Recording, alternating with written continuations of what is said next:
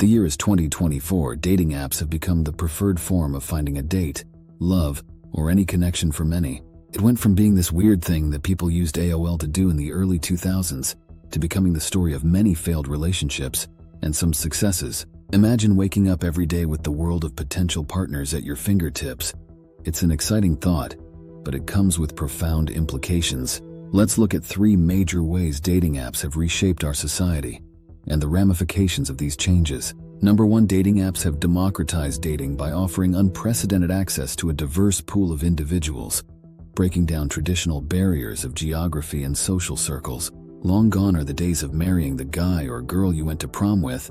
There are an abundance of choices outside of your hometown, and even the country, depending on how far you're willing to look. However, this convenience of multiple dating options comes with the paradox of choice, which leads to decision fatigue and superficial connections. If one person is great but believes in splitting the bill on the first date, you are one swipe away from a replacement. This raises questions about the nature of choice and freedom. Are we truly free to choose a partner if we are overwhelmed by endless options? Or does this lead to a society that has so many choices that we struggle to commit, fearing we might miss out on something better?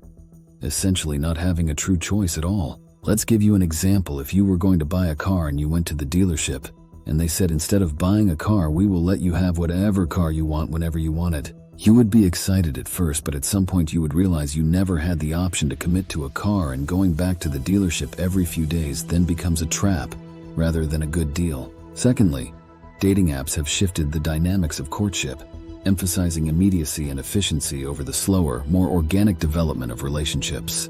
This change often prioritizes physical attraction and instant gratification, potentially undermining deeper emotional bonds. This prompts us to consider the essence of meaningful connections. Can true intimacy be cultivated in a dating environment that is driven by speed and surface-level interactions? Are dating apps encouraging passionate but fleeting forms of love at the expense of more fulfilling forms of commitment?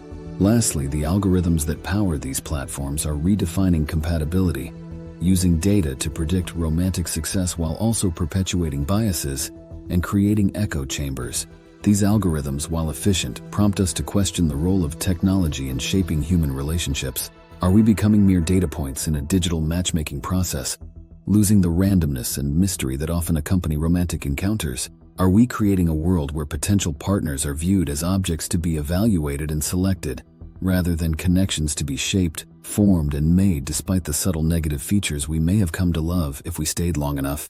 As we navigate this new terrain of digital romance, we must critically assess how these tools influence our perceptions of love, intimacy, and human connection. The convenience and accessibility offered by dating apps are undeniable, but they also challenge us to rethink our values and priorities in relationships. Are we willing to trade deep and authentic relationships for instant pleasure and convenience? If one has ultimate options, they will never experience the pleasure of committing to a decision, even if it is not optimal. Where do dating apps fit in this equation of love, connection, and commitment? That is the question that is yet to be solved. Ultimately, the impact of dating apps on our society is a reflection of our broader societal shifts. As we continue to engage with these platforms, we must remain mindful of the deeper implications for our personal and collective well-being. So beware before you put your love life into an app that prioritizes profit over love. For a wise man once said, if you don't pay for the product, then you are the product. If you enjoyed this video, please like, comment, and subscribe. Our goal is to get 1,000 subscribers. The best part is it's free. Until next time.